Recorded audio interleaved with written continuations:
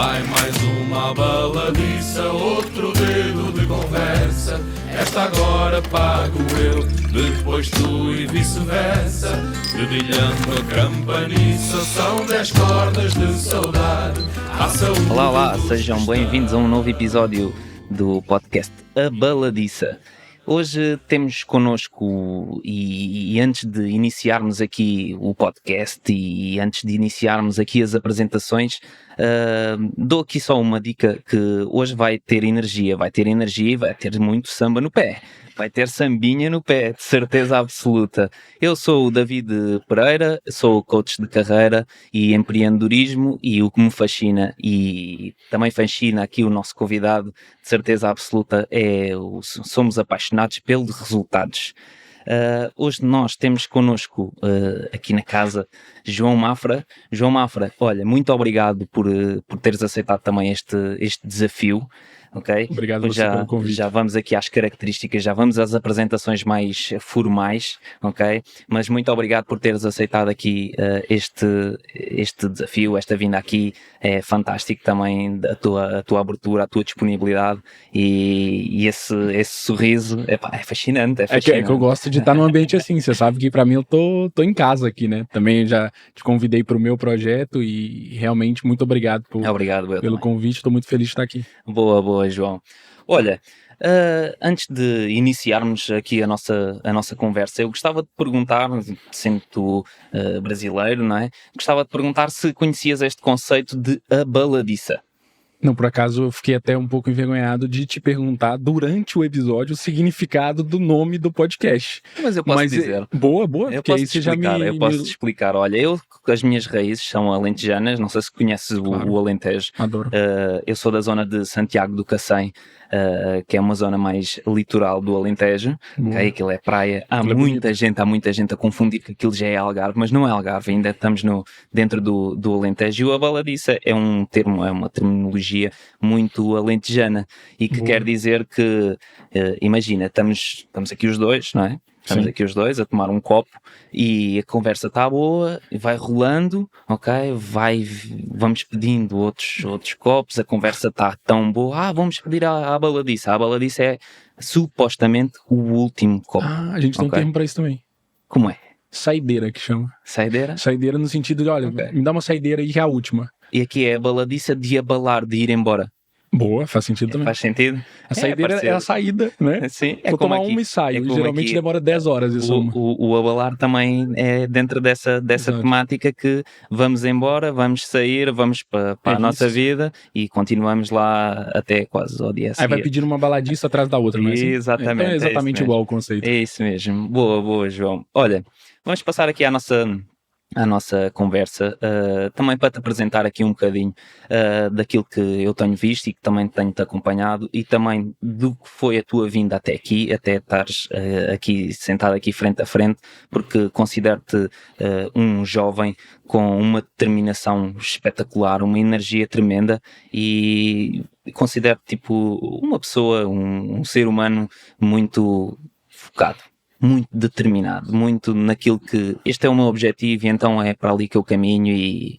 Agradeço imenso a descrição, não sei se eu estou à altura dessa descrição, muito menos da descrição do samba no pé, mas fico lisonjeado, obrigado por isso. Eu ia te perguntar aqui também que me desse aqui algumas características, também para te dares aqui a conhecer, a quem nos ouve, a quem nos escuta também, quem é que é o João Mafra?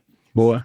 Sabe que essa pergunta é que eu também costumo começar o meu episódio, porque é sempre interessante ouvir a ótica do convidado quanto à introdução de si mesmo. Sim, até podemos partilhar aqui, tens um podcast também, como é que se chama?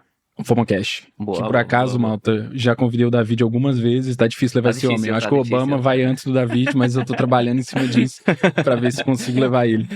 Mas sobre quem é o João Mafra e por que eu fiz essa comparação com a minha experiência, que geralmente as pessoas se descrevem pelo profissional. Isso já deve ter acontecido aqui algumas vezes. E eu acredito que, para me definir, eu poderia dizer muito no sentido da curiosidade. Assim, eu sou uma pessoa que está sempre correndo atrás de me desenvolver, né? Você deu esse exemplo e, modéstia à parte, eu sinto mesmo que me encaixo no tipo de pessoa que corre atrás de se tornar a melhor versão.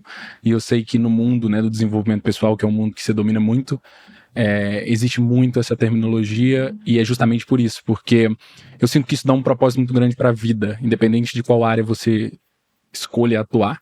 Você buscar ser a melhor versão que você consegue naquela área é realmente algo que me motiva e que motiva as pessoas que têm esse drive. E eu me definiria como alguém curioso, alguém que está sempre disposto a crescer e aprender. E é um dos motivos de eu estar aqui também. E é espetacular, incrível. Já tinhas treinado esta apresentação? Não tínhamos combinado nada? Não, por acaso eu sou bom em responder perguntas. Você vai ver durante o episódio. Exato. Mas o improviso é treinado? Ou... Não. O improviso, ele é treinável, mas ele não é treinado. O de agora não está sendo... Não está? Não está. Boa. Incrível. Olha, João, e apresentaste-te aqui nos teus termos mais pessoais, na pessoa que tu és, e enquanto profissional, também queremos saber aqui um pouco do teu profissional, o que é que fazes, o que é que anda aí? O que eu ando a aprontar, como a gente diz. Então, eu sou um empreendedor, né? Eu só me revejo mesmo fazendo algo nesse sentido. E eu via ontem até um vídeo que eu me identifiquei muito com a maneira como, no caso é o Alex Hormoz, é um cara do digital nos Estados Unidos, e ele falava de uma forma muito interessante que ele era um cara obcecado com fitness, e era uma coisa que ele gostava muito, ele era da área fitness. Só que ele percebeu que ele era mais apaixonado ainda por negócios. E eu me revejo nisso, porque eu tenho uma agência de marketing de performance, ou seja, nossa especialização são anúncios online, página de alta conversão, só que isso é só a ferramenta do que eu faço. O que eu realmente curto, o que eu realmente me apaixona é o processo de uma empresa crescer. Até por isso que eu gosto tanto do modelo assim de agência, por mais que tenha muito desafio, sabe? Que é muito chato, muitas vezes, você lidar com algumas nuances que tem nesse modelo de negócio. Mas me apaixona o fato de participar de negócios que crescem. Isso é algo que me move muito, ver essa etapa, sabe? De passar de um volume para outro volume de negócios, de realmente a coisa começar a crescer, impactar mais pessoas, e isso é o que move assim, o meu drive. Epá, é incrível. Olha, ainda há poucos dias também estava um bocadinho a pensar nisso, porque estava aqui a preparar. Eu também sou o homem da preparação, sabes? Eu, para tudo, eu preparo-me muito. Eu sou... qual é o teu tipo de perfil de Enneagrama, já agora? Achei que você ia perguntar meu signo. Não. Qual é? O meu perfil é 3. É o 3, o motivador. Boa. É, o mais orientado ao resultado. É isso. O meu é o 6, que é o precavido, sabes? E então tudo para aquilo que eu faço tem tudo uma estratégia, tem tudo um caminho para lá chegar. E você é o gajo pé no chão, então? Sim. Isso é bom. É um equilíbrio pro 3, sabe? Por isso até que eu escolhi aquela mulher ali. É porque ela é um 6. Que se chama? A Beatriz é um 6 e ela acaba por me equilibrar. Também? Ela é um 6, okay. A Luísa deve ser um 7, né? Olha, acertaste. Tu estás um perito a fazer aí para fixe. A culpa é do Bernardo e do Eduardo Turgão. Eles falam disso o dia inteiro, uma hora uma pessoa pega as nuances. Mas estava-te a dizer, eu sou aqui um apaixonado aqui também muito pelo processo, e estava num dia destes, há bem pouco tempo, estava aqui a pensar e estava a preparar aqui este nosso episódio da Baladiça, e estava a pensar que o que me dá mesmo prazer é fazer esta preparação toda, sabes? Agora, depois, aquele resultado final, quando sai, quando é publicado o episódio, sabes que não é aí que te move. Não dá aquela... Sim. Sabes? Sim.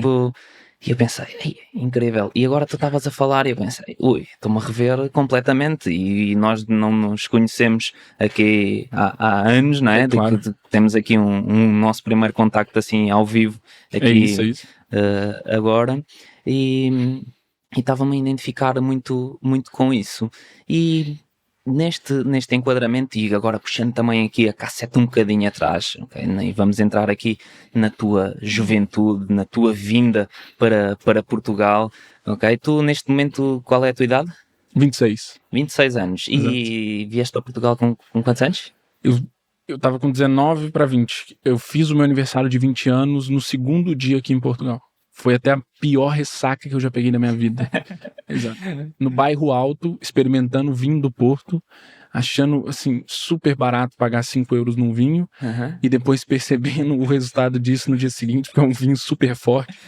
E eu realmente fiquei à rasca. Foi no meu primeiro dia com 20 anos. Deve ter sido muito bom, O dia a seguir deve ter sido incrível, de certeza absoluta. Foi muito bom. Olha, mas nesta altura, quando tu te mandaste para Portugal, suscitou-me aqui muita curiosidade de que... como é que um jovem com 19 anos tem uma abertura mental, não é? Tipo, uma visão de agora vou-me mandar para um país estrangeiro. Tu estudaste cá também, Exato, não é? exato. Vieste para cá estudar. Qual é que foi a grande razão de ter escolhido vir para o estrangeiro, neste caso, para Portugal? Ótima pergunta. Na verdade foi assim, eu estava fazendo engenharia de produção no Brasil, numa faculdade super renomada até, então já estava encaminhado.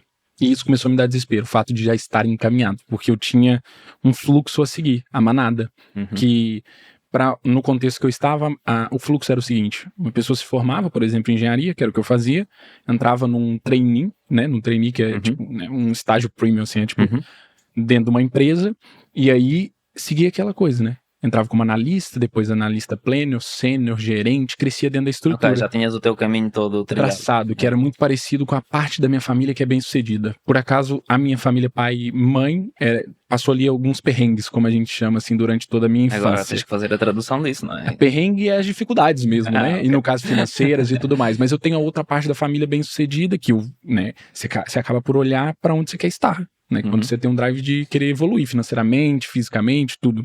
E aí, eu tava, né, seguindo a manada e eu já tinha uma coisa ali um pouco traçada, e isso começou a me fazer um pouco confusão. Por quê? No Brasil a gente tem muita mentalidade de que o que tá fora é muito distante, porque a gente é um país continental, então isso a gente só percebe quando sai. A gente vive numa bolha. Para mim, a Europa era outro mundo, Estados Unidos é outro mundo, então não tinha essa facilidade de visitar países e visitar culturas, mas eu queria isso, eu queria experienciar isso. Só que eu precisava de condições financeiras para isso. Então, o que eu comecei a entender? Qual é a forma mais barata de sair do país e mais... assim, e que eu realmente conseguisse fazer alguma coisa que me agregasse. Então, no caso, por exemplo, a universidade. A universidade poderia ser algo que iria agregar. Até por isso, quando eu cheguei aqui, eu fiz todos os voluntariados possíveis que a universidade oferecia. Então, eu fiz IESEC, eu fiz Woodpeckers, que é outro tipo de voluntariado, e morei em outros países aqui, mas com esse objetivo, com esse drive de experimentar coisas. Porque eu pensei, se não for com 20 anos, não vai ser com 32. Entendeu? Então, me joguei no mundo nesse sentido. E por que Portugal? Sendo bem sincero, eu não conhecia nada de Portugal. Só que quando eu digitei como sair do Brasil... Apareceu Portugal. Apareceu como um dos primeiros, porque é dos países mais fáceis de conseguir visto, de conseguir parceria com a universidade. Okay. Realmente tem uma parceria muito forte. Tem a mesma língua. Tem a mesma língua, também tinha esse fator, que na verdade era um fator que me chamava pouco atenção, porque eu queria trabalhar outro idioma. Okay. Eu queria ser sujeito a um desconforto no nível em que eu saísse, por exemplo, fluente em outra língua. E depois eu consegui isso como Portugal, como porta de entrada. Depois eu fiz parte da uma universidade na Alemanha. Não aprendi alemão, tá? Não precisa me olhar assim. Aprendi, melhorei meu inglês na Alemanha, literalmente, porque não tinha ninguém que falasse português. Tinha 60 nacionalidades, mas não tinha brasileiro e português. Então eu realmente tive que treinar. Então, para dizer o quê? Para dizer que foi uma junção de fatores, mas quando eu cheguei aqui, meu drive é a porta de entrada para a Europa, mas depois eu vou para os países ricos. Tem gente que tem essa mentalidade. Só que apaixonei, esquece. Depois eu morei na Alemanha, saudade de Portugal, esquece, porque é o clima, é a proximidade cultural, é como eu brinco, falo assim, Portugal é igual casa de vó, que você vai, né? Você fala assim, tipo, parece que eu já conhecia aqui. Então, isso é muito acolhedor. Boa. Olha, diz-me uma coisa, e isto se calhar é uma pergunta que te fazem muito, mas eu tenho que perguntar, que é, quando tu decidiste mesmo e avançaste na ideia de vires para cá, para Portugal, vieste com alguma coisa, tinhas cá alguém, tinhas família cá que te acolhesse, ou vieste de mochila às costas e vamos? Eu vim de mala à mão e vamos, porque não cabia tudo na mochila que eu trouxe, mas eu não conheci ninguém. Eu vim no contexto da universidade, eu passei na universidade antes, né? Que tem como se aplicar de lá, você se aplica na universidade aqui. Eu passei na universidade, fiquei abismado com quão barato era, achando que era barato, que quando eu cheguei aqui percebi que... Porque aqui, só pra você ter um contexto, por exemplo, eu me formei na Universidade da Beira Interior, que é na Covilhã. E lá... acho que é 600, 700 euros pro português, né? Só que pro brasileiro é 3 mil por ano. E eu pensei assim, que barato. Entendeu? Por que eu pensei que barato? Porque a universidade no Brasil tem a pública que é totalmente gratuita, mas a particular é muito caro mensalmente. Então se eu fizesse a conta de 3 mil essa comparação, entendeu? Eu fizesse a comparação, ainda saía mais em conta. Eu só precisava levantar o dinheiro para isso. E aí eu consegui fazer uma vaquinha na família, meu pai vendeu um pedacinho do terreno lá da quinta, e eu vim. Ok, boa. Não conselho, não foi uma decisão responsável dos meus pais, mas eles apostaram em mim e deu certo. Poderia dizer que deu certo. Espetacular. E esse, quando tu dizes deu certo, qual é o sentimento que te deu para tu dizeres deu certo? Boa pergunta, porque na verdade, o que é uma pessoa que migra, né? Por que o português vai para a França ou para a Suíça ou para coisa? Ele vai em busca de condições melhores, né? De viver melhor, de conseguir conquistar algo. E muitas vezes, no caso do português, conquistar algo e voltar para Portugal, né? Fazer uma grana boa e voltar para Portugal. E o meu objetivo era ter sucesso profissional, assim, também começar a construir a minha estrutura financeira. Com a idade de 19, 20 que disseste, já pensavas nessa... Eu tinha 6 meses. Eu tinha 6 meses para me virar. Okay. Eu tinha literalmente 6 meses. Foi o que aconteceu, porque comecei a trabalhar na minha área aqui, na área digital, já estudava muito sobre o digital desde os 15 anos, só que eu nunca tinha trabalhado a sério na área. Eu tinha feito estágio em engenharia, mas não no digital.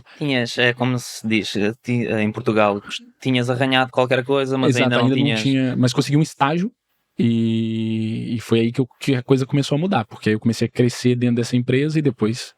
Ok, e quando vieste para Portugal, foste para a Universidade da Beira Interior, na Covilhã, qual foi o curso que... Gestão. Gestão? Exato, porque eu já tinha essa coisa de gostar de empresas e eu estava frustrado com engenharia, porque não era a minha cena. Percebia que eu queria ir para o lado do empreendedorismo, negócios, e aí eu falei, que curso que tem isso? E hoje, assim, não me arrependo, mas posso dizer que a utilidade hoje no meu negócio, do que eu aprendi na Universidade de Gestão, ela é pouca. Infelizmente, poderia ser maior. O que é que tu ganhaste neste caso, com a licenciatura que tiraste? O que é que tu ganhaste com a licenciatura? Então, justamente, é um pouco... O que eu acho que acontece, tá, ô David? A gente tá num tempo onde as coisas são muito rápidas, né? A informação, a forma como as coisas mudam, e a academia não acompanha isso. Então é impossível, por exemplo, eu tirei uma cadeira na Alemanha que chamava Gestão de Negócios Digitais. Tava ótimo se fosse um negócio digital de 2012, entende? E a mesma lógica em Portugal.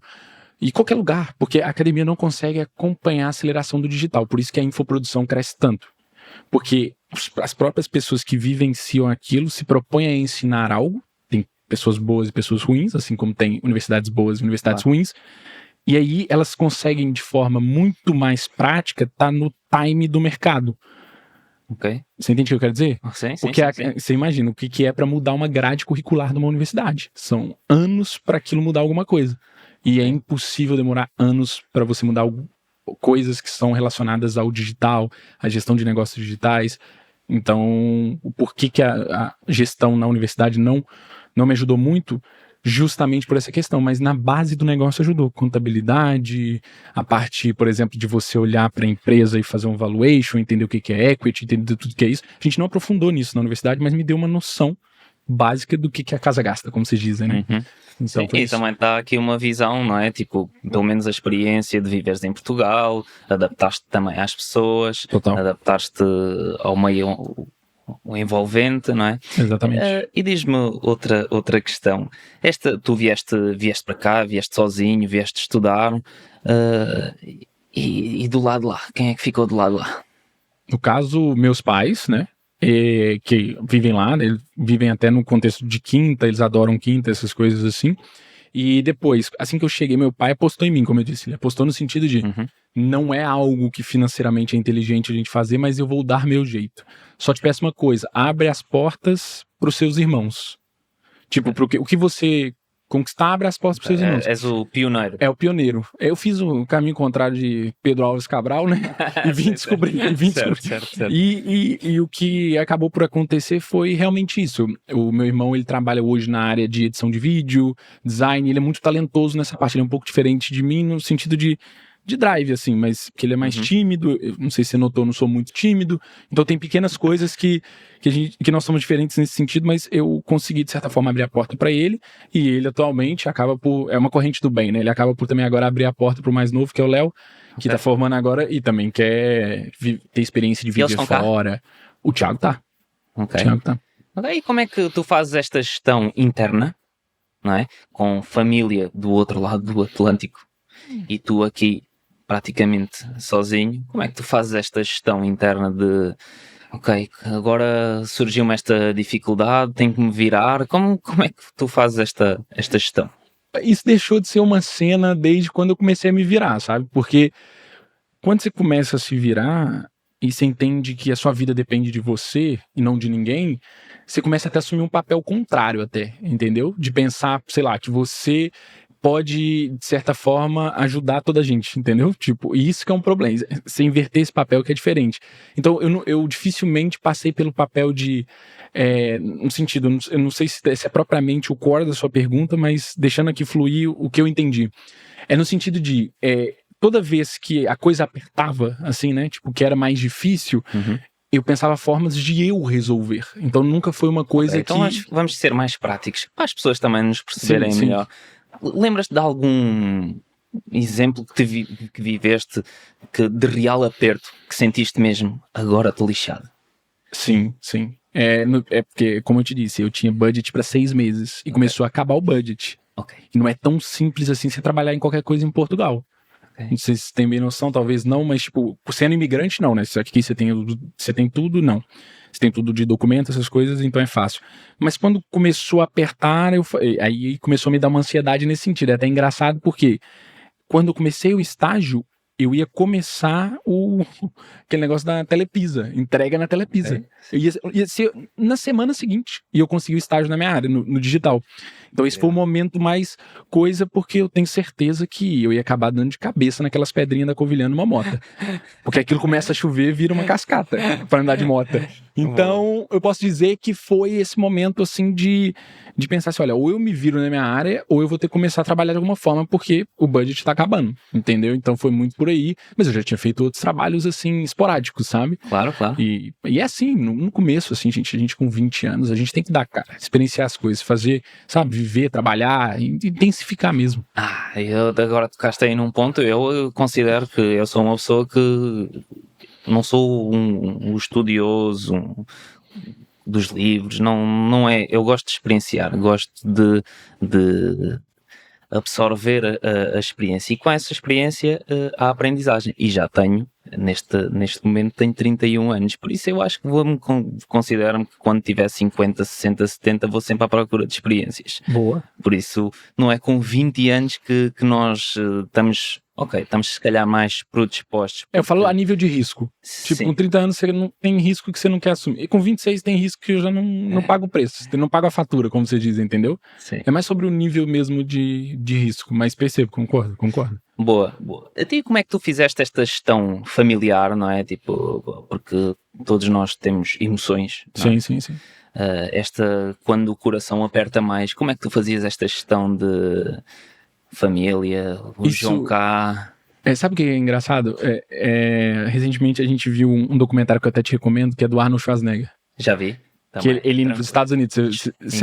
Incrível. Então a lógica é aquela, você tá tão no drive de fazer a sua vida que isso é um pouco ruim de se dizer, que você começa tipo assim, pelo menos é o que aconteceu comigo, eu vivia muito obcecado com as coisas que eu queria fazer e acontecer, que não me dava tempo de tipo, nossa, hoje eu tô com muita saudade da minha mãe. Minha mãe sabia que eu tinha um motivo pra estar aqui. A gente falava todo dia no telefone, se atualizava e tudo mais. É lógico que nas primeiras semanas, nos primeiros meses, isso mexe mais com a gente, porque a gente tá num lugar totalmente diferente, não conhece ninguém e tudo mais.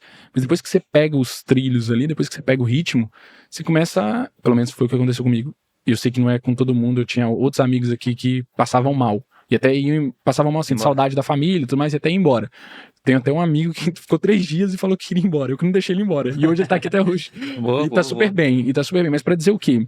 Pra dizer justamente isso, que no meu caso, essa gestão foi fácil, porque eu sabia o propósito que eu tava aqui. Eu não tava aqui a passeio. Então, mãe, aguenta firme que eu vim pra fazer acontecer. Então, e diz-me, agora tocaste aqui num ponto interessante, eu vinha com um propósito. Como é que foi construir esse propósito? Como é que tu definiste esse propósito? Não, você sabe que até hoje eu não sei, né? Tipo, é porque a gente é muito bonito dizer, tipo assim, o meu propósito é isso. O meu propósito tá sempre a mudar. Quando eu conquisto determinada coisa, então, por exemplo, meu propósito era um dia ter minha empresa. Então hoje a minha empresa já está no processo de escalar, de ir cada vez melhor, graças a Deus. Então, isso, então tá bom. Então, tipo, eu faço X de faturação, agora tá tranquilo. Isso desmotiva qualquer um. Você acha outro drive, mas o propósito, talvez a coisa em comum, a North Star, né, que a gente acaba por chamar, tem muito a ver com essa questão da melhor versão que eu te disse no início, que é tipo, ok, por onde que eu posso melhorar agora? Por onde que eu posso pegar? Por onde eu posso evoluir? Eu acho que acaba que isso que é o propósito por trás, sabe? Incrível, incrível. Olha, sabes, lá está, mais uma semelhança que nós temos. Eu sou alentejano, mas eu estudei aqui no Porto, na Maia, mais especificamente, e estava sensivelmente. Eu sei que para ti isto parece pouco. Eu sei que para a realidade portuguesa é muito. Sim, você via uma vez por mês. Estava a 500 km mais ou menos de casa e vinha, por exemplo, vinha em setembro e ia em dezembro a casa. Sim, sabes? É complicado. E agora estavas aqui a falar porque também queria saber como é que tinha sido a tua experiência. Olha, a minha foi, o primeiro mês foi desgastante, foi mau, foi muito, muito mau, sabes? Mas depois era aquilo que tu estavas a dizer, depois começas-te a virar sozinho, sim, começas a ganhar o gosto das coisas, da vida, não é? Começas, mas eu estou aqui, qual é que é o motivo de eu estar aqui, sabes? Exato. O motivo, neste caso, era para eu estudar. Então, se é para eu estudar, vou centrar-me, vou focar-me, vou direcionar toda a minha energia para estudar, ok? Aproveitar também o que é a vida do estudante, mas vou aproveitar isto, isto é uma realidade completamente diferente. Sabes que Santiago é uma cidade mais pequenita, em comparação com o Porto, por exemplo, claro. Não é? E eu caí aqui de paraquedas, se tinha vindo ao Porto era em miúdo pequeno, nunca tinha vindo cá, e os meus pais vieram aqui, deixaram-me cá, arrancaram, foram à vida deles, não é? Como é óbvio, e eu comecei, e agora? Foi outra realidade. E o que é que eu faço? Sabes? E isso também me deu aqui um boost e aqui uma alavancagem muito, muito grande no meu desenvolvimento em termos pessoais, em me virar nas maiores adversidades. Ok, aconteceu isto, mas vamos lá, há sempre solução. O processo é idêntico. A minha vantagem foi que eu já tinha saído antes. Com 17 eu fui morar na capital do meu estado para estudar. Okay, boa. E depois com 20 eu fui morar fora. Okay, então já tinhas esta experiência. Talvez se eu saísse de 17 para Portugal, talvez eu ficasse, entendeu? Mas anestesiado. Talvez tivesse sido uma muito forte. Agora já tinha passado por um micro processo desse e depois um maior. Incrível. Olha, agora vamos direcionar aqui a nossa conversa, vamos dar aqui outro rumo, vamos aqui para a parte mais profissional, que se bem que já deste aqui uns toques e uns lampejos do que é que tu fazes. Mas tu abriste uma empresa de seu nome Adensi. Exato. Né? Explica-me um pouco o que é essa empresa, qual é o conceito da empresa. Ok, boa. Então, aí nesse processo, o nosso foco, que a gente faz mesmo, o jargão seria acelerar negócios, através do performance marketing, que é esse processo de publicidade online, de páginas de alta conversão, tudo isso que é vulgarmente chamado no mundo do marketing de funil de vendas. Então a gente trabalha nesse processo, com algumas empresas a gente controla mais variáveis, né? A página, os anúncios, muitas coisas. Outras a gente faz, por exemplo, só os anúncios. Então mas qual que é também o nosso propósito sempre por trás da empresa? É entrar e conseguir alavancar os resultados dessa empresa. Obviamente tem muitos desafios entre esse ponto A e B, mas esse que é o foco da Adensi, né? Espetacular, muito bom. Olha, uma curiosidade minha, tu disseste aqui que já tinhas estas raízes e já tinhas esta vontade, esta motivação de seres empreendedor, e agora explicando também aqui um pouquinho da tua empresa, diz-me qual é que foi o melhor investimento que tu fizeste, que tu, João, fizeste para a tua empresa. E estou a falar em termos pessoais, a nível de negócio, qual foi o melhor? Foram dois, na verdade, que eles estão paralelo ali como os melhores. O primeiro é sempre conhecimento, né? Porque amanhã empresas quebram, né? Negócios escalam e vão à falência todos os dias. Mas uma coisa, né? Como é um jargão que todo pai já deve ter dito quando te manda estudar, é conhecimento ninguém te tira. E a mesma coisa no mundo dos negócios. Conhecimento e experiência ninguém te tira. Até quando a coisa vai pro torto, como você chama, né? Como vocês dizem, ali existe alguma oportunidade muito grande de aprendizado. Então, o conhecimento e / experiência seria um dos pilares. Para mim, no meu caso específico da Adensi, o outro foi network. Porque eu estava num país diferente, eu não tinha muito contexto. Uma coisa, por exemplo, você tá no lugar, vamos supor que você cresceu no Porto, você conhece a malta empresarial do Porto e tudo mais, você está inserido. Outra coisa é você vir de fora, que já tem uma barreira maior, e ter que penetrar um novo mercado. ok?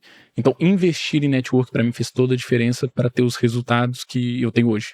Então, seriam essas duas, conhecimento e network, seriam as duas principais. Ok. E para tu desenvolveres o teu negócio, aqui a tua empresa, tu falaste-me aqui em conhecimento, networking, e diz-me uma coisa, agora também puxando aqui a brasa à minha sardinha, não é? Tem que ser, não é? Tem que ser. Claro, claro que sim. Claro. A questão pessoal, tu fizeste, tu és... Gostas do alta performance, estás ligado tipo, também aos resultados, não só para as empresas, mas para ti próprio. Tu já passaste por algum processo de alguma coisa, de uma aceleração de um resultado teu? Sim, por vários, na verdade, por vários. Eu até ponho isso, se eu fizer uma linha cronológica da minha vida e marcar os pontos importantes, eu até ponho os meus 15 anos como um ponto crucial para mim, que foi quando caiu a ficha, que é basicamente que foi quando eu tive o estalo, a consciência sobre a importância de me desenvolver. E aí eu comecei a ler bastante. Na verdade foi a época da minha vida. Hoje eu ainda leio com uma recorrência, mas foi a época da minha vida que eu mais li, foi entre os 15 e os 18 anos, provavelmente, que eu era obcecado com desenvolvimento pessoal. Parecia um maluco, porque ninguém na minha escola, no meu secundário, estava preocupando com isso, né? As pessoas estavam preocupadas em paquerar, aqui tem um termo paquerar? Você sabe que joguei o jogo do Sims, sabes qual é? Sim. E tinha essa terminologia, por isso tá já sabe tranquilo. Sim. Que é. Então é namoriscar que vocês diriam? Talvez, né? Se você fosse uma velha de 60 anos, talvez você dissesse namoriscar. Uma curta. Exato. Então seria isso, tá preocupado com isso, com jogar futebol, o que é que seja, e eu tava muito obcecado na altura em desenvolvimento pessoal e esse tipo de coisa, e isso me deu um impulsionamento muito grande. Ok, e o que é que deste desenvolvimento que tu consideras desenvolvimento pessoal, o que é que tu conseguiste transportar, ou o que é que tu transportas neste momento, porque o desenvolvimento é contínuo, não é? Claro. O que é que tu transportas neste caso, para a Adensi, para a tua empresa? Boa, eu acredito que a parte principal que focar em si mesmo e se desenvolver acaba por ser consequência de um bom resultado na empresa é você se tornar um melhor líder. Porque se você se torna uma pessoa... Porque liderar é liderar pelo exemplo, né? Isso é clichê, coisas clichês geralmente existem porque são verdades, né? E que acabam por ser repetidas. Então, se você lidera pelo exemplo, você tem que se tornar uma pessoa que as pessoas... Não é que as pessoas admirem, mas que as pessoas sigam, né? Então, parte de se desenvolver é o crescimento da minha empresa ou da vida, ela está limitada pelo meu potencial também. Incrível. Muito pelo meu potencial. Tem muita gente que limita o próprio crescimento do negócio, que o negócio é espetacular, mas o gestor não acompanha as possibilidades que o negócio tem. E eu não quero ser esse tipo de gestor, mas não foi por isso que eu comecei a desenvolver pessoalmente, mas é uma consequência boa de sempre buscar esse desenvolvimento. Incrível, incrível. E factos mais práticos, não é? Exemplos mais práticos, digamos, mais palpáveis. Claro. Okay? O que é que tu ganhaste com este desenvolvimento, com esta tua procura de vou querer potencializar-me a mim, vou querer ser melhor, vou querer um pouco mais? O que é que tu, em termos práticos, o que é que ganhaste a nível de empreendedor? Eu poderia falar a nível de resultado financeiro, mas eu prefiro falar tempo. Sabe por que tempo? Porque as pessoas, cada um vira essa chave em uma época diferente da vida e tem gente que nunca vira. Eu não tô falando que eu sou melhor que ninguém, mas eu tô dizendo no sentido de que é estritamente necessário, né, você entender que certas coisas você tem que desenvolver. E se você trabalha na área, você sabe que tem pessoas que não têm esse nível de consciência, de saber que tem que se desenvolver.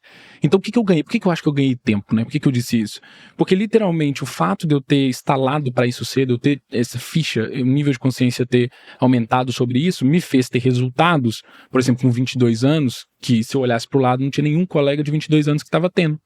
E isso me dá tempo, porque eu quero ter resultado. Não é bullshit, eu quero enriquecer, não sei o que, não, o negócio é para ser parte do meu propósito. Isso tudo é muito bonito e é também, mas é para ganhar dinheiro também. É para ter lucro no final, certo? É para isso que uma empresa nasce. E esse objetivo acelerar esse processo, porque o meu nível de consciência vai aumentando, eu vou me tornando melhor gestor, vou tendo mais resultado. Então, na sua pergunta João, uma coisa prática quanto antes eu conseguir crescer enquanto gestor, empreendedor, empresário, mais rápido eu também tenho uma capacidade financeira ampliada, o que por consequência também me traz mais qualidade de vida, mais capacidade de visitar lugares, de conhecer outras culturas, porque é muito bonito dizer que é por propósito, mas também é por dinheiro, entende? Então, isso é uma das partes assim, que eu acho essenciais, esse desenvolvimento. Eu costumo dizer que, olha, com as pessoas muito que eu trabalho, nestes processos individuais, um para um, eu costumo muito dizer, ok, e o que é que tu queres ganhar? Porquê?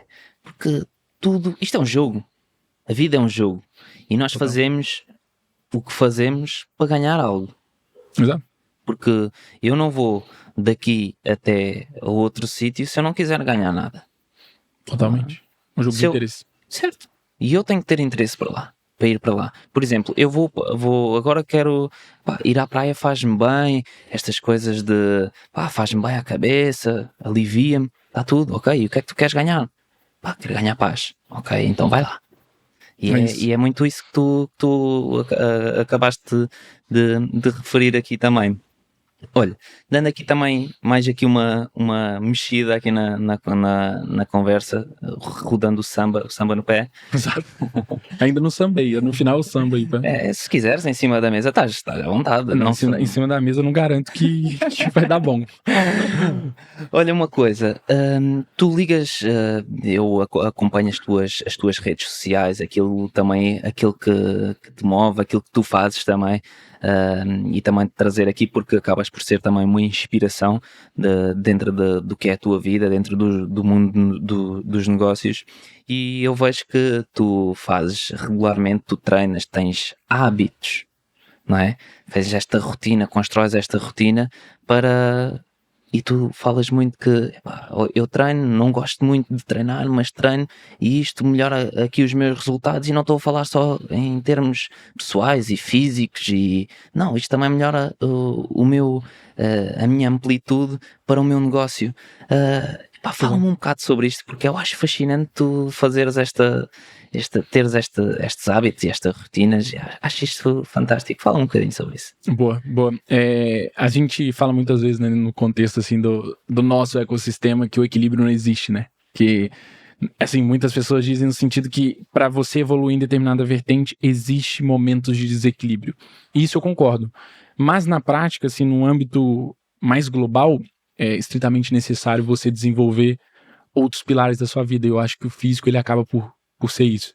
Porque, né, nosso templo é onde a gente vive. E eu posso dizer que eu sempre gostei de desporto e sempre fui uma pessoa muito ativa. A parte da musculação foi muito pela influência da Beatriz, né, obviamente. E eu odiava ginásio. Só que eu comecei a gostar do processo. É tão chato que tem uma hora que você vicia. Voltamos ao início da conversa quase. Exato, é fantástico. Exato. E isso é muito interessante, porque comecei a perceber que é um desporto que é mental. Yeah. E isso me desafia. E eu pensei assim, cara, é difícil esse desporto, tipo assim, se desenvolver, você ganhar massa muscular, você desenvolver o físico a nível de definição e tudo isso, né, que é o esporte, o que poderia dizer que a alta performance desse desporto é o fisiculturismo, o culturismo, como vocês chamam aqui. Esses caras, assim, muitas pessoas têm julgamento, mas os caras têm uma mentalidade imbatível, porque para chegar naquela proporção, mas isso é em vários desportos, né? Tem caso de gente que não é tão implacável, você vê um Neymar, que bebe e joga bola. Tipo, é porque o cara tem talento e é isso. Mas eu tô dizendo que pra quem tem um CR7, um Drive CR7, que é dar o máximo, é o tipo de desporto que desafia muito por causa disso. Porque é monótono, é chato, é repetido. E uma empresa também é assim, sabe, David? As pessoas acham que é inventar moda, assim como na musculação também acham que é inventar moda, né? Aí eu vou fazer 3... E aí depois a Beatriz pode até falar melhor do que eu, mas inventar muitos tipos de exercício, muitas variações, não é aí que tá o segredo. O segredo tá no básico bem feito. E nos negócios eu também poderia dizer que é uma descoberta que eu venho fazendo, que cada vez mais o básico bem feito, com consistência no tempo, o tempo no expoente, né? O tempo que Incrível, olha, fantástico, iniciaste aqui, isto não foi nada combinado, sem saber, e a minha pergunta a seguir vem aqui muito no conceito da mentalidade, não é? Porque fala-se muito que para ser empreendedor, empresário, para tu teres o teu próprio negócio, tu tens que ter uma certa mentalidade. Como é que tu descreves, se eu te perguntasse, olha João, qual é a mentalidade para ser um bom empreendedor? O que é que tu dirias? Eu diria que a primeira característica é você ter um apetite ao risco. Você não se incomodar muito com esse desconforto do risco. Porque se uma pessoa tem muito aquele... Por exemplo, eu tenho contratos de trabalho dentro da minha empresa. Eu tenho que cumprir com esses contratos. Eu não posso simplesmente mês que vem falar, Malto, não tem dinheiro, bora pra casa, tá feito. Não existe isso.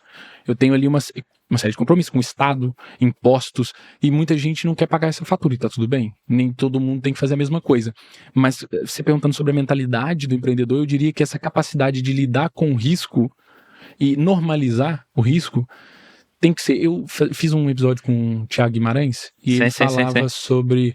Uma das coisas que questionavam ele, como é que você faz essas loucuras assim de contratar tanta gente, investir no escritório desse tamanho, não sei o que, se comprometer isso tudo. E ele dizendo, eu aguento, pô, sabe? Eu aguento. Eu sei que talvez o meu funcionário não aguente esse nível de pressão, mas eu aguento. Por isso que eu normalizo esse tipo de pressão. Eu quero mais pressão. Eu quero ter 50 pessoas contratadas e não 20. Porque eu aguento isso. Eu sei que o que eu tô construindo vai gerar esses empregos, vai gerar frutos e eu tô confortável com o risco de não dar certo. E quando você alcança esse mindset, você vive mais calmo enquanto empresário, porque é mesmo difícil. Incrível, João. Olha, ainda bem que estás cá, porque estou-me a rever também um bocadinho nas tuas palavras, mas a mensagem que estás a transmitir é uma mensagem espetacular, porque dá aqui também outra visão a pessoal mais novo, também que queira entrar aqui no mundo dos negócios e que está naquela vai, não vai. E será que vai? Coisa, sabes? E isto está a ser fantástico. Olha, nós já passámos aqui um bocadinho, escrevemos aqui a história do teu passado, da tua vinda para Portugal, elencámos aqui um pouco do que é a tua história cá, o que é que tu já fizeste a nível de empreendedorismo. Diz-me uma coisa, com esta experiência toda, com esta bagagem, com 26 anos que tu tens, qual foi a tua maior aprendizagem de vida? Maior aprendizagem de vida para mim foi que grandes coisas levam tempo. Eu era um cara muito ansioso por resultado, muito obcecado. Acho que isso tem muito a ver com essa geração que a gente vive. A gente é estimulado o tempo todo. A gente vê gente dando... Ai, parabéns com 26 anos. Ó, tem um de 22 que fez o primeiro milhão, supostamente. Então, tipo assim, você tá constantemente sendo estimulado por fora. E aí você pensa, eu tô atrasado. Você tá sempre atrasado. Porque se você comparar com a internet, você tá sempre atrasado em relação a alguma coisa. Fisicamente, financeiramente, o tanto que você é feliz, você tá sempre menos que alguém do seu ciclo. Ou não do seu ciclo. Comparação é aqui um elemento muito forte para te dar este medo de tu não avançares, sabes? Porque a comparação, se tu vais te comparar com outras pessoas, nós temos sempre aqui a tendência, nunca nos comparamos com alguém que esteja no mesmo patamar do que nós, ou comparamos-nos com pessoas que estão acima e outras pessoas que comparam-se que estão por baixo, para se elevarem. Mas quando nós nos comparamos aqui que, olha, aquele já fez isto, já fez aquilo, já fez isto, e eu estou aqui e lá está, é a questão que tu estavas a falar, é uma luta contra o tempo. Total. É fantástico. E eu posso complementar esse raciocínio? Eu gostaria de complementar com um livro recente que eu li, que eu adorei, que é Psicologia Financeira, que chama. E ele fala de um fenômeno muito interessante, que é o quanto o índice da sorte nos investimentos. Que as pessoas... Você não tem como calcular o índice de sorte. Então eu não sei quanto da minha vida foi sorte e o quanto que foi realmente self-made man, assim, capacidade, sabe? E é difícil porque aí ele faz uma comparação que pra mim, assim, eu nunca esqueci, que é a lógica do Bill Gates e do colega dele de turma da altura. O Bill Gates, no caso, ele era de uma família de classe média alta, o que já põe ele à frente de muita gente.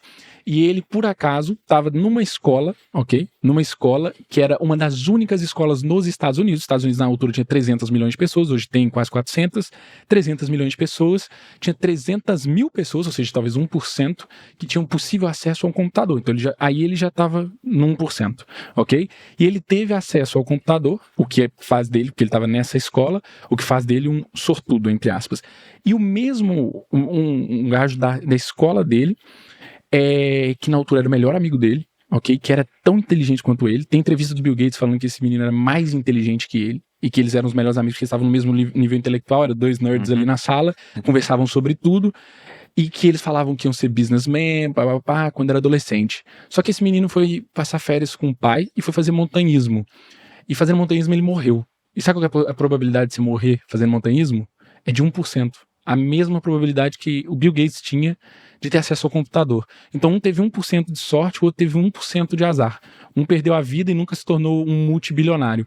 O outro fez a maior empresa de software, de computador do século XX. Então e 21 também. Então você pensa assim, como é que você não controla as coisas. Então o quanto que você vai associar pressão a si mesmo se tem tantas variáveis que você não controla? Espetacular, olha, é incrível, fogo. É que eu não sei se me posso levantar, mas quase me levantava para bater palmas. Incrível, João, grande partilha.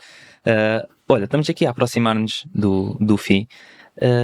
Se uma pessoa chegasse ao pé de ti, imagina, eu, David, chego ao pé de ti e digo: olha, João, com a experiência que tu tens, qual é o maior ou melhor ensinamento que me podes transmitir e eu estou a começar a empreender? Qual é a melhor dica, a melhor mensagem? O que é que tu me podes ensinar aqui em 1 minuto? Boa, vou tentar 1 minuto, eu falo pra caramba. Mas eu diria que foi uma das coisas que eu demorei tempo para aprender. Talvez eu tenha aprendido nesse último ano para cá, que é melhor intensidade do que variedade. E o que eu quero dizer com isso? Por exemplo, eu tenho uma agência. O que é o caminho comum de uma agência? Tipo, acontece muito em vários contextos. Começa a desenvolver muito, a crescer muito no digital. O que você vai fazer? Você vai lançar curso, vai lançar mentoria, vai lançar uma série de coisas associadas àquele trabalho que você faz. Só que tem várias pequenas nuances que você pode otimizar na sua agência que poderia duplicar, triplicar o tamanho dela. Então as pessoas põem menos profundidade porque elas se preocupam em criar logo variedade.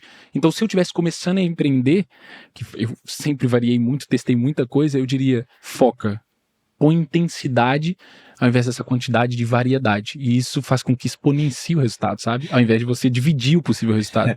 Espetacular. Olha, estou-me aqui a rir, sabes porquê? Porque eu tenho uma expressão, eu tenho um curso montado já fiz um programa de 4 semanas e sabes que a mensagem que eu transmito no final de cada sessão, são 4 sessões, é sempre, a fórmula para o resultado é rir. Malta, rir? Rir de quê?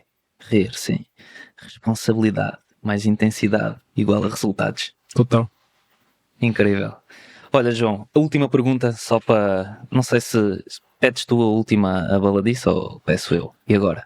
Pode ser você, porque você que escolhe a bebida da mesa hoje. Ok. Olha, qual é aqui a tua próxima história que tu queres escrever? Se nos puderes partilhar. Não, brutal. Essa era... Geralmente eu tô preparado para as perguntas, como eu te disse, mas essa eu não estava preparado. A próxima história que eu quero escrever é exatamente a história que eu escrevo hoje, só que com fator intensidade numa proporção muito maior. Então, se hoje eu produzo conteúdo, se hoje eu, através do meu negócio, impacto outros negócios, e hoje, por exemplo, são, sei lá, 50, 60, 70, 80 negócios, pessoas... Eu quero que seja 800, 1.000, 1.200, 10.000. Então eu só quero que eu possa impactar com o que eu gosto e sei fazer cada vez mais pessoas. Tanto colaboradores, quanto negócios, quanto o que é que seja. Incrível, João. Olha, mais uma vez, muito obrigado por aceitares este desafio. Foi uma conversa ótima, com mensagens super poderosas aqui, com jeitos de ensinamentos, reflexões espetaculares. E diz-me só aqui para ficar, como é que as pessoas conseguem chegar até ti, como é que conseguem acompanhar o teu trabalho? Boa. Eu, antes de mais nada, malta, se vocês acharam que foi relevante esse conteúdo, fazer o jabá também para Baladiça, se inscreve aí no canal, que eu sei como é que é, as pessoas veem o episódio e não se inscrevem. Mas das minhas redes sociais é @JoãoMafra e @FomoCast, o projeto de podcast que eu tenho. E a empresa é a Idens, então é @idens.io também no Instagram. Tamo lá. Incrível, João. Olha, vamos fazer um brinde. Bora. Só para terminar aqui. Antes do brinde, queres fazer o samba? Acho melhor não. Para não diminuir os inscritos no canal. A nossa. Muito bom. Muito bem, olha, damos por fim esta baladiça hoje com um sabor especial, um sabor aqui mais... De samba. Sim, foi com um copo de vinho, mas poderia ter sido com uma caipirinha. Poderia ser com uma caipirinha. Muito obrigado a todos que nos estão a acompanhar, que nos assistem. Nós voltamos muito em breve com novos episódios, com novos conteúdos, com novas histórias. Obrigado por assistirem a este podcast, à Baladiça. E já sabem, podem nos seguir no YouTube, no Spotify.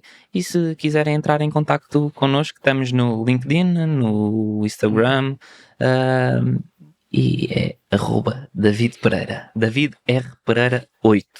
Boa. Tá? Obrigado.